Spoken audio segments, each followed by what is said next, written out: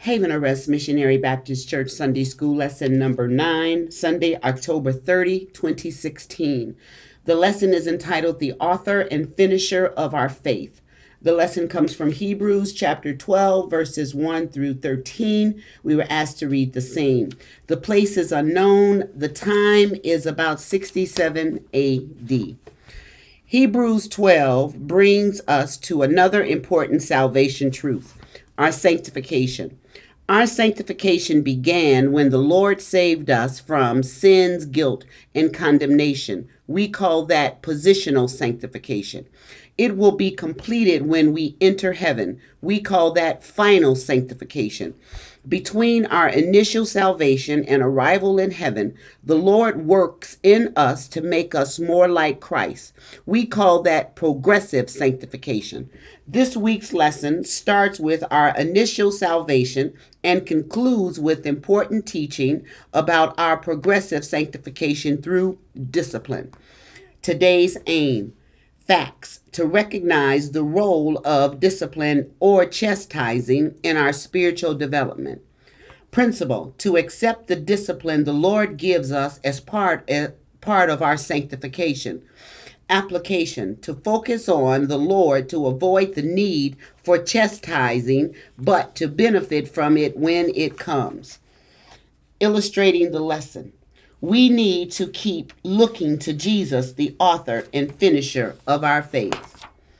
Golden text: let us run with patience the race that is set before us, looking unto Jesus, the author and finisher of our faith. Hebrews 12, 1 through 2.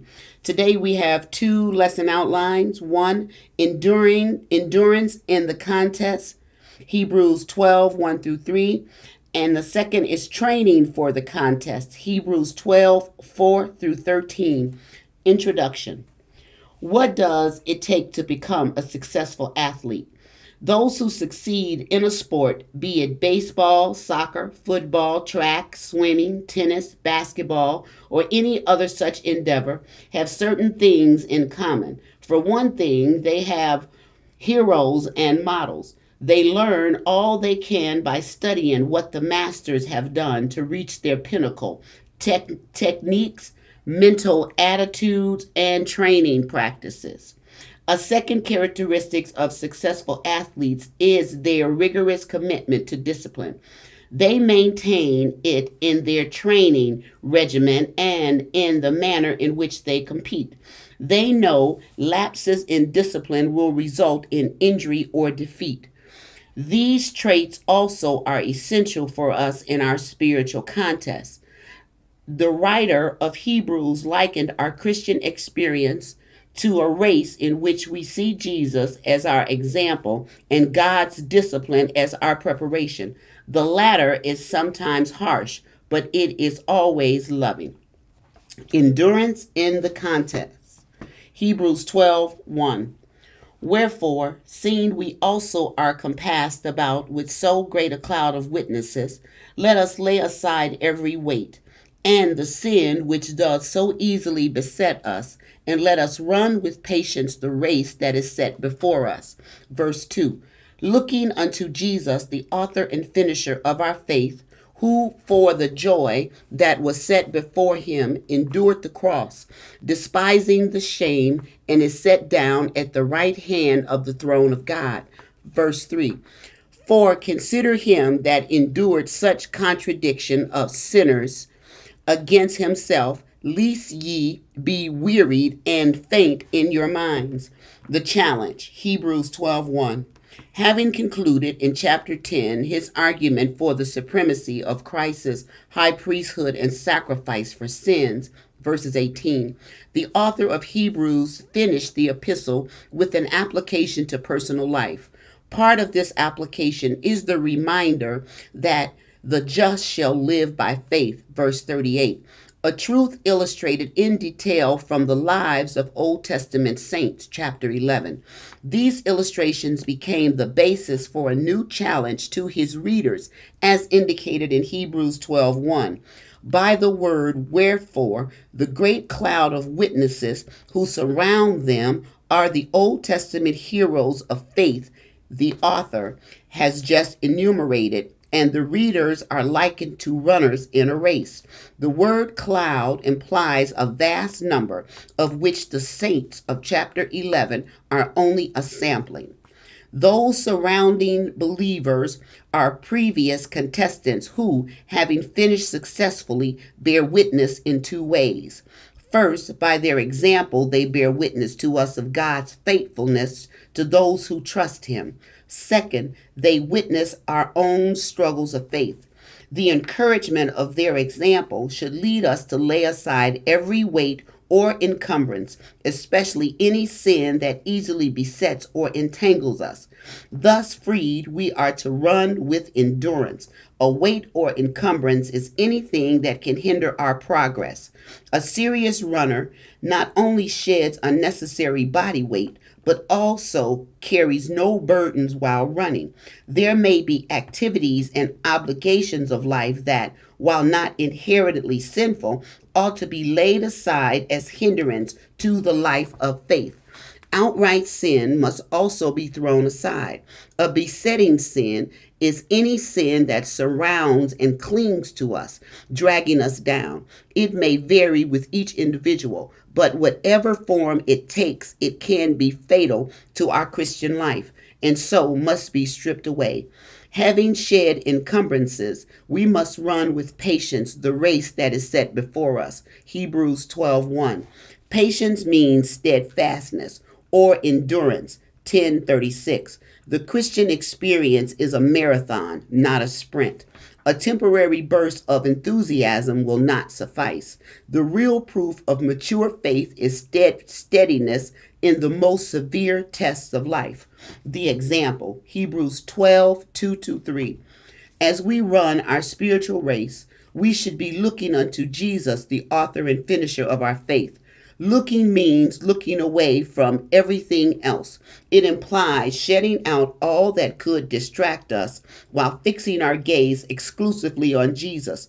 The use of Jesus invites us to see Him in His humanity. The replacement of Jesus, last in the Greek phrase, adds to this human emphasis.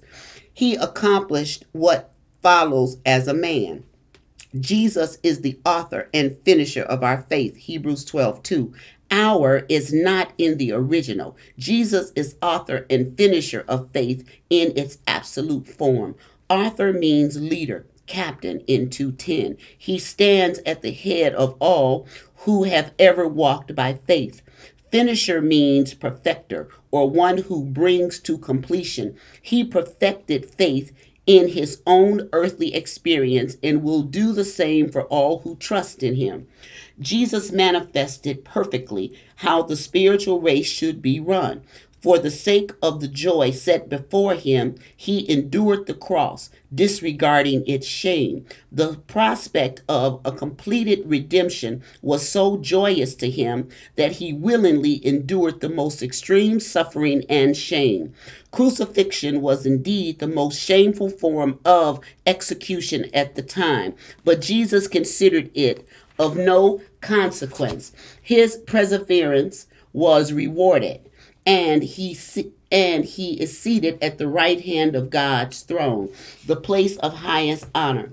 For consider him in Hebrews 12:3 urges the readers to examine further the reason they should fix their gaze on Jesus.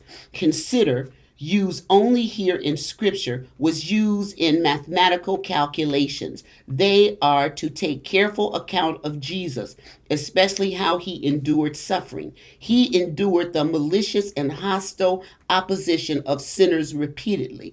The Gospels are full of examples of this hostility in words and eventually in murderous actions. John 7:7, 19:15.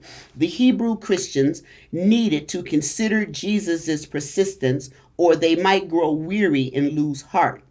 There was evidence that although they had begun their race well, they were becoming worn down by opposition. They needed to remind themselves that their Savior had endured more suffering than they would ever know. Yet he had persevered and triumphed.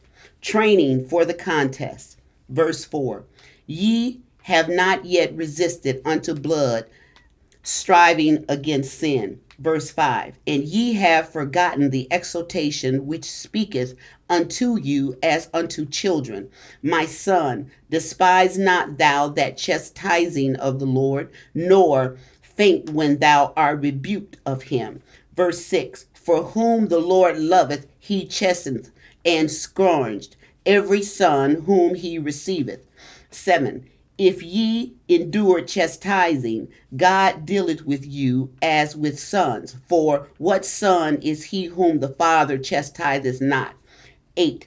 But if ye be without chastisement, whereof all are partakers, then are ye bastards and not sons. Verse 9. Furthermore, we have had fathers of our flesh who corrected us, and we gave them reverence. Shall we not much rather be in subjection unto the Father of spirits and live?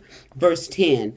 For they verily for a few days chastened us after their own pleasure, but he for our profit, that we might be partakers of his holiness. Verse 11.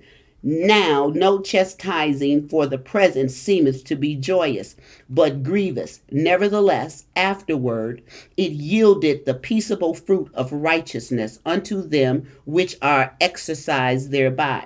Verse 12. Wherefore lift up the hands which hang down, and the feeble knees. 13. And make straight paths for your feet, lest that which is lame be turned out of the way, but let it rather be healed. The need for discipline. Hebrews 12:4-6. In considering Jesus, the readers had to recognize that his suffering far surpassed theirs. The author noted, ye have not yet resisted unto blood, striving against sin. Unlike Jesus, they had not yet had to lay down their lives for their profession. They had suffered other afflictions, including ridicule and reproach, 10:32-33. And as the author's wording implies, bloodshed might still lie ahead. The struggle against sin seems here to refer to resisting adversaries and persecutors rather than combating sin within oneself. But sin, whether one's own or that of others, must be resisted steadfastly. Perhaps the author intended a rebuke when he observed that his readers had not yet resisted to the utmost extent. The Hebrew believers seem to have neglected the important truth that God uses hardships for our good.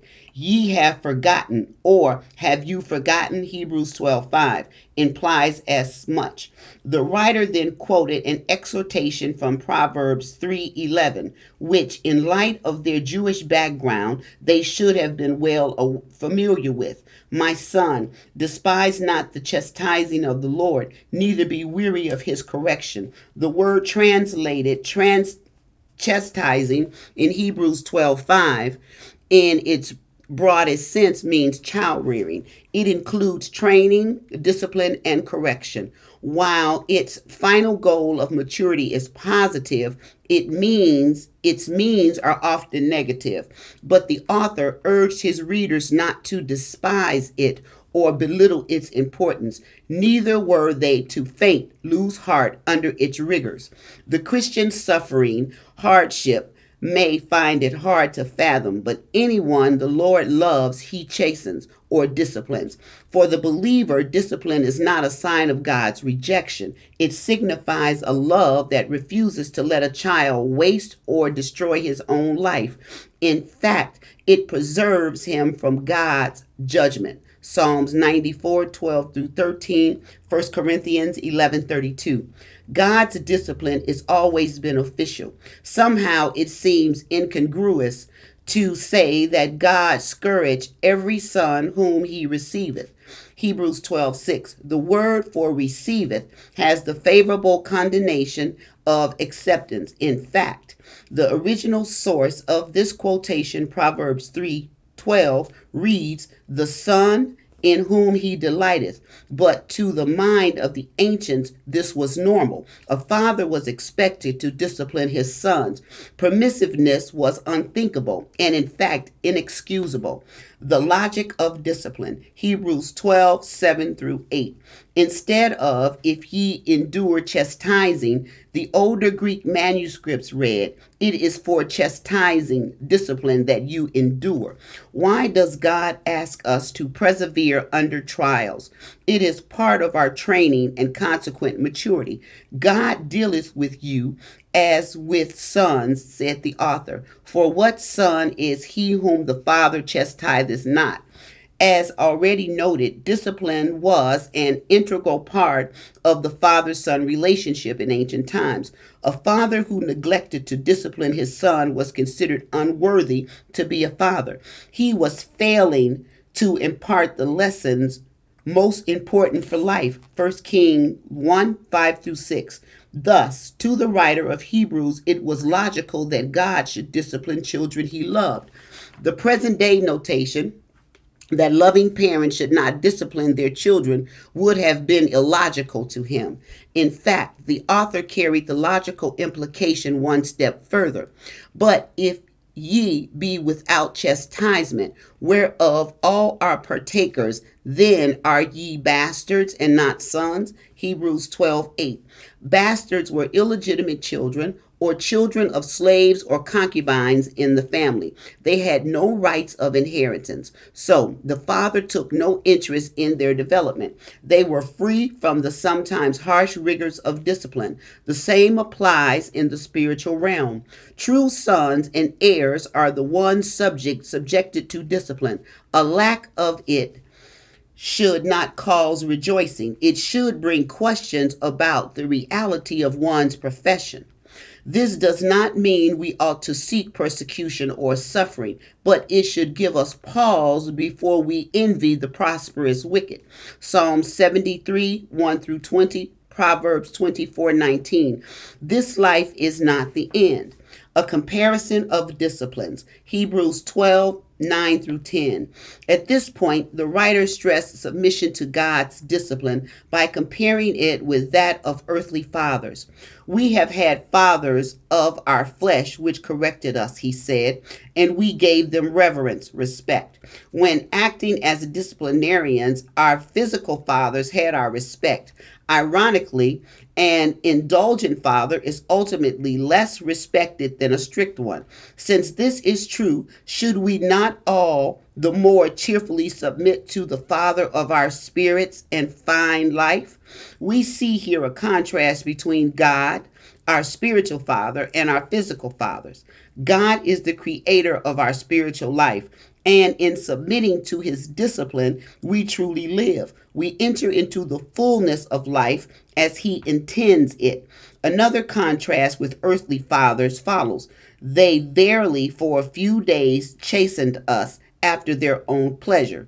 Hebrew 12:10. It lasted only through the relatively short period of childhood. After their own pleasure means as they saw fit.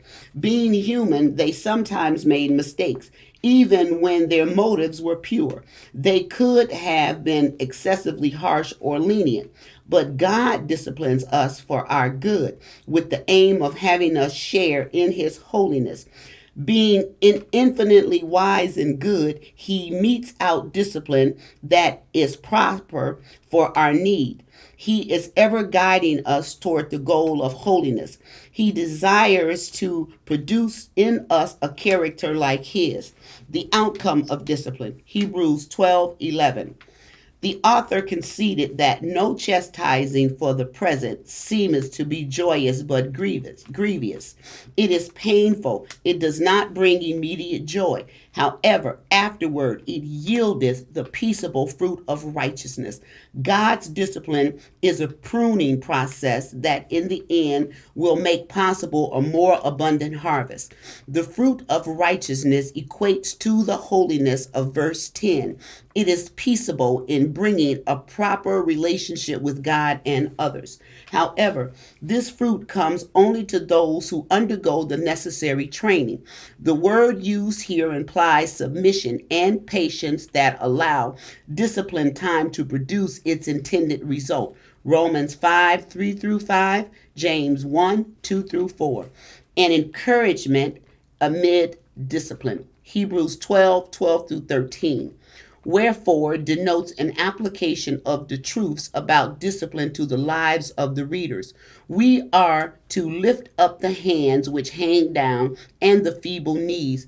Hands and knees are symbolic of activity and progress, both of which have been hindered by discouragement and suffering. A proper view of God's discipline enables us to strengthen ourselves, overcome any, and assist others in doing the same. Straight paths are needed lest that which is lame be turned out of the way. Hebrews 12:13. The lame among the original readers may have been those vacillating between their Christian profession and the teachings of Judaism. Such persons needed a direct path to follow, cleared by the convictions of fellow believers. To waver under opposition was to leave an ambiguous road for others to follow. A spiritual lame person might be in danger of going astray, but the note about being healed suggests the writer may have had something else in mind. Spiritual dislocation. A lame man could put his leg completely out of joint on a rough and winding road. Stronger members should clear the way so that this does not happen to the spiritually weak. An understanding of God's discipline will enable us to run a good race ourselves and to assist others struggling along the way. Questions. 1.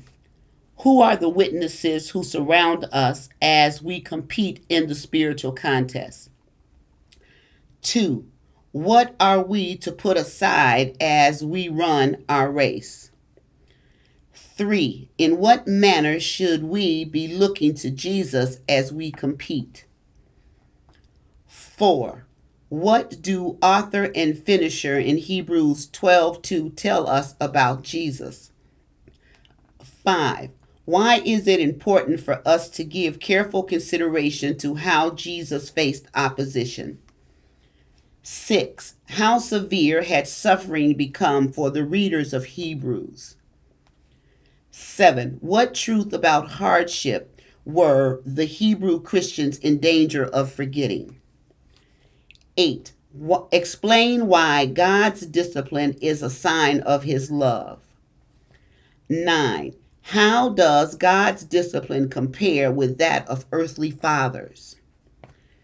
10. What outcome of discipline does God desire? This concludes the Sunday School lesson for Sunday, October 30, 2016. Thank you for listening. God bless.